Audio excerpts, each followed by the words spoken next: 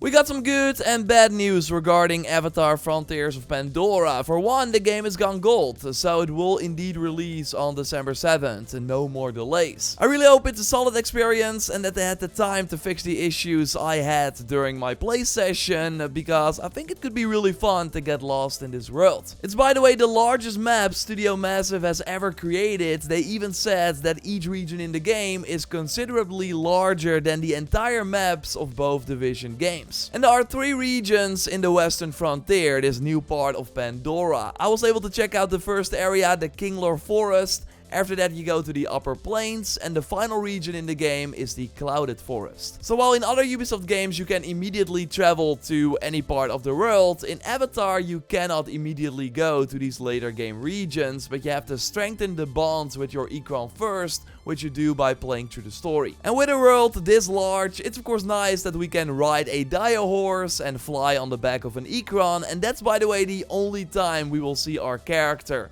The rest of the time you are in first person, and the developers now explained the reason for this. Because instead of focusing on our character, they put the focus more on the world and immersing us in Pandora. So having more direct interactions with the plants and the creatures, and also putting a bigger focus on the Na'vi we meet in the cutscenes and their distinctive looks. Like, the environment and its scale was totally the star of the show in my play session, and it did feel more engaging to learn about the Na'vi ways through the first person perspective. But I still get that this is bad news for you if you overall prefer third person games. We can of course create our own Na'vi character, so male or female, at the start of the game, and there's one other way to see that character and the gear you are wearing, and that is the photo mode. I was able to try it briefly. It's pretty standard, but there were some nice features like changing the time of day. There were some emotes, you could select camera options, so make a blurry background, or add effects like filters and frames. There were not a lot of options for these though. Maybe they will expand it in the full game, but it is nice to look at your character this way instead of only seeing it on the back of a mount. Now, there are sadly only 2 mounts in the game, but a cool thing Andy Reloads showed in his video, linked to his channel in the video description, is that you can actually fly above the clouds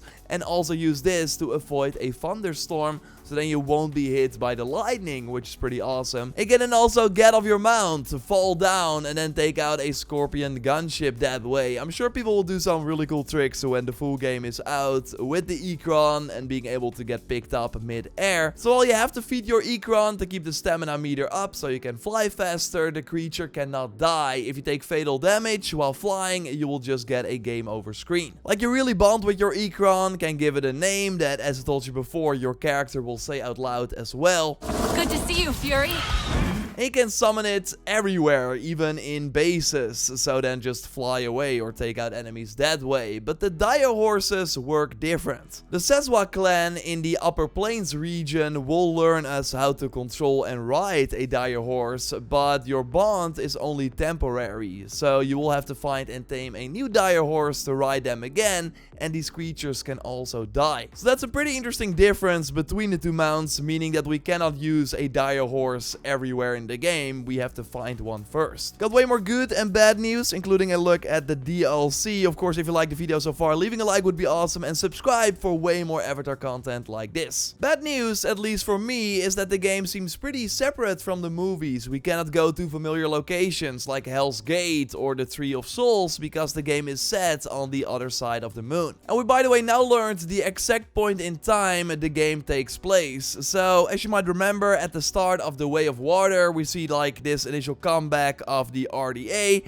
They now have Na'vi avatars implanted with memories of deceased human soldiers, and Miles Quaritch is of course one of them. Then the movie skips 1 year to the part where Spider gets captured, so the game actually takes place in that in-between year that we don't see in the movie, so just before Spider gets captured. We will still hear about Jake Sully in the game, but not meet him, and our actions will also not have an impact on Avatar 3. I overall just hope that there are still many surprises left, like there won't be a secret creature that we can tame or ride, because again there are only 2 mounts in the game, and I'm afraid that we will only be battling the RDA because the developers now confirmed that we won't be able to fight other Na'vi, so there won't be this sort of rogue clan out there to change things up and have us fight like people of our own size. So there will likely only be a handful of enemies that we will fight over and over again. And now we sadly don't have footage of this yet, but in the Game Informer cover story we did learn that there are some variations of the RDA suits. Like next to the regular variants, there's one that focuses more on fire grenades and has a flamethrower, or a grizzled veteran that behaves more tactically, but when they take too much damage, they go into this sort of rage mode and then charge towards you more aggressively. So that does sound nice to change things up, and there are also creative ways to take these enemies out. Like instead of using your ranged weapons, you can also run up to them and then punch the cockpit to rip the soldier out. Mr. Matty Plays even figured out that you can use your RDA SID tool to hack the suits, which will deactivate them, which will totally be handy.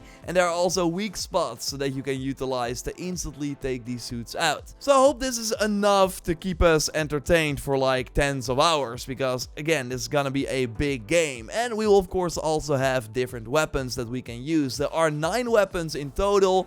Again, probably no surprises left because we've already seen the 9 weapons in action in trailers and gameplay. I hope there are higher level variants that have like interesting unique perks or like ammo types that can only be used with like a higher rank weapon. There are sadly no melee weapons in the game, but we can still punch a soldier, which will cause them to kind of fly away, which looks pretty fun. And Gamerloo Games actually found an RPG in a chest in the outpost that we could clear during our demo. Seems like you can only carry it for a bit though, and when you don't use it, drop it on the ground, while the other weapons can be equipped and selected from the weapon wheel. Of course, having one friend grab the RPG while the other player distracts the enemies can be a tactic. Like we haven't seen co-op in action yet, apart from some screenshots, but we did learn some new details, and you never guessed it, there are some good and bad news. So for one, it's drop in, drop out 2-player co-op. There's one host and the other player joins them with their own character. So everything you collect or find can then also be brought back to your own game, which is great. And while playing, I actually discovered a trade feature, like you can just drop items on the ground that the other player can then pick up, with Game Informer saying that high level players can even give their maybe lower level partners rare powerful weapons that they can then carry back into their own campaign,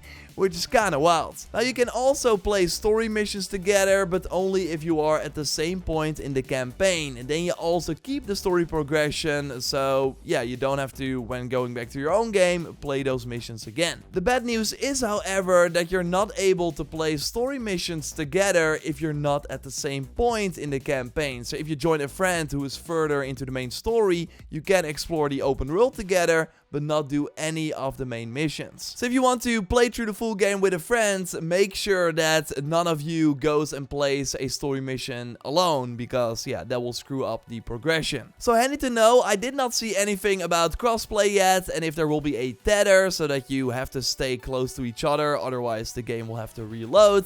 When I know more about that, I will of course let you know here on the channel. Now there will be more content post-launch as part of the Season Pass. So at the release, we immediately have a mission called Familiar Echoes that is part of the Season Pass that has us infiltrate a pretty cool looking RDA base. Then in summer 2024, we have the first expansion called the Skybreaker that includes a new story with the Seswa clan. We will again already encounter in the second region, the Upper Plains. But for this DLC, we go to a new part of that region for a clan gathering that will be interrupted by a mysterious shadow, which seems to be like a big RDA flying vehicle or something. I'm really getting Ghost Recon Breakpoint raid vibes from this. And then in the second expansion, the Secrets of the Spires, that releases in fall 2024, we'll have to go to a completely new region where the RDA is doing heavy mining. Seems like aerial combat will be a big focus of the DLC, and I wonder if this flying machine is not the same one that we see in the first DLC as well. Either way, we will have to wait a very long time for this content. Like summer starts in June, but usually means August, and fall is maybe around the time Assassin's Creed Red already comes out. And speaking of Assassin's Creed and Far Cry, like those recent games released a ton of free content and updates in between the big paid expansions as well, but there does not seem to be any of that planned for Avatar, at least not at the time of this recording. When asked about New Game Plus, the developers said this. Is there a New Game Plus? No.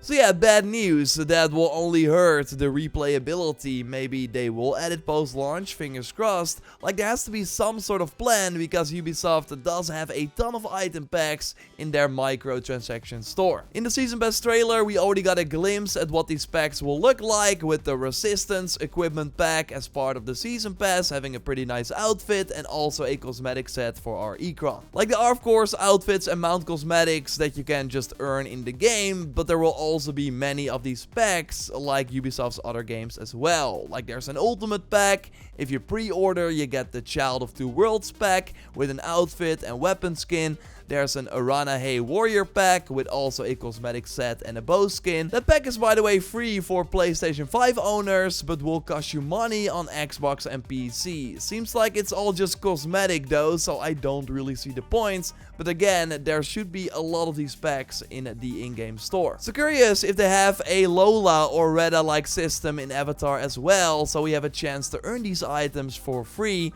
Like usually with an aggressive microtransaction store, we see a lot of free content post-launch too. So I hope that happens here as well. Otherwise, it's bad news all around. Will you be picking up the game? Let me know in the comments down below. I will of course have my review hopefully before launch, and then we also have a ton of tips and tricks and other stuff coming your way after that. So subscribe for more Avatar content. A like on the video would be awesome. And if you want to hear my in-depth hands-on impressions, you can check them out by clicking on the screen. I will speak to you soon. Goodbye.